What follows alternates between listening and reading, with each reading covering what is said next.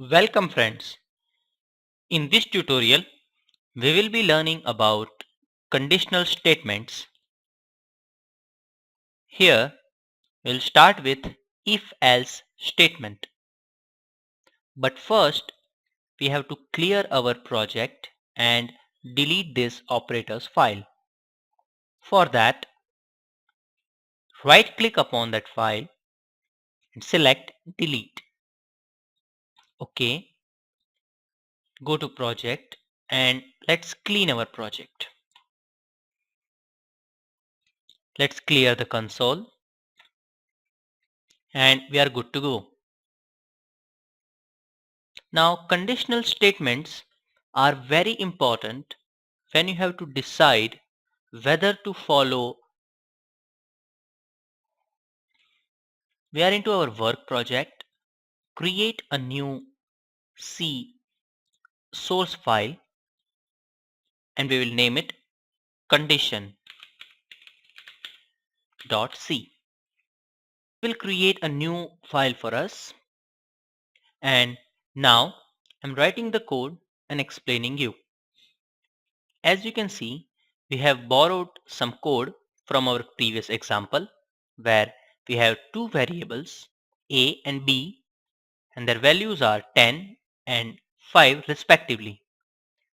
Now let's go ahead and write an if statement, which is if inside this bracket we have to give the condition which we want to check. So let me write down a greater than b. Here greater than is a relational operator. So this statement will check whether a is greater than b or not. And if it returns true, then our program will execute this set of statements. Let's simply put a print over here and say a is greater than b. If the condition is false, then it will not execute this path. So let's save our file and run it.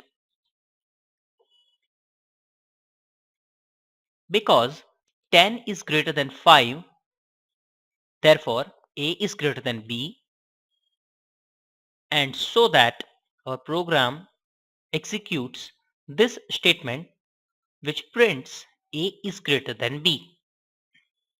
But if we slightly change our program and make the value of b is equal to 50, we save it and run it again, it prints nothing because this block of code is not being executed.